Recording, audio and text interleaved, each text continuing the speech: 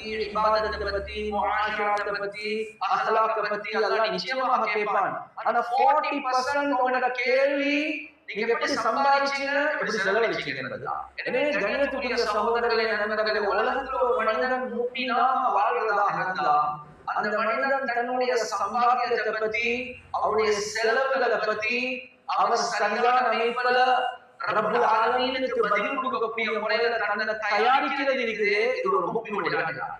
கண்ணியத்துக்குரிய சகோதரர்களே, நண்பர்களே, அந்த அடிப்படையில் ரசூலுல்லாஹி ஸல்லல்லாஹு அலைஹி வஸல்லம் அவர்கள் எங்களுக்கு ஈமான மட்டுமல்ல, எங்களுக்கு இபாதத்தை மட்டுமல்ல, எங்களுக்கு முஆஷராத் மட்டுமல்ல, எங்களுக்கு முஆமலாத் குடுக்கல் வாங்கக்கூடிய விஷயங்களை தெளிவாக படிச்சிருந்தாங்க.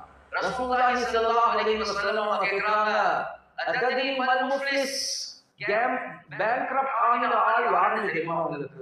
சஹாபாக்கள் கேக்குறாங்க, எனக்கு தெரிஞ்சது யார்கிட்ட பணம் இல்லையோ அவர்தான் பேங்க்ரப்ட் ஆகினார். ரசூலுல்லாஹி ஸல்லல்லாஹு அலைஹி வஸல்லம் சொன்னாங்க, இல்ல, கியாமத்துடைய நாள் ஒரு மனிதன் மலைகளை போல அமல்களை கொண்டு வருவார்.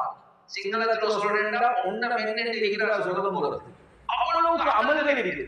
சொர்க்கம் போறதுக்கு போறார், ஆனா எத்தனையோ கம்ப்ளைண்ட், எத்தனையோ கம்ப்ளைண்ட். வரபஹாதா வஷதமஹாதா வஅஹதமலஹாதா, யா அல்லாஹ் இவர சொர்க்கத்துக்கு போட வேணும், இவர் எனக்கு பொறுமை வச்சிட்டார், எனக்கு குடுக்கல் வாங்கல்ல மோசடி செஞ்சார், என்ன சொத்தை எடுத்துட்டார், எனக்கு கடன் கட்ட இருக்கிறார். இப்படி எத்தனையோ கம்ப்ளைண்ட்ஸ் அவருடைய முஆமலாத் முஆஷராத்துடைய விஷயத்துல. கண்ணியத்துடைய சகோதரர்களே, நண்பர்களே, எல்லாத்துக்கும் தெரிஞ்ச ஹதீஸ் தான்.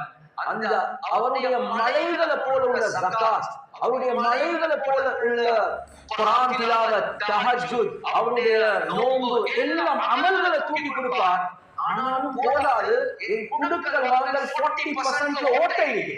எனவே இந்த நேரத்துல அந்த மக்களுடைய பாவங்களை சுமக்க வேண்டிய ஒரு நிலைமை கடைசியில் நடந்துட்டு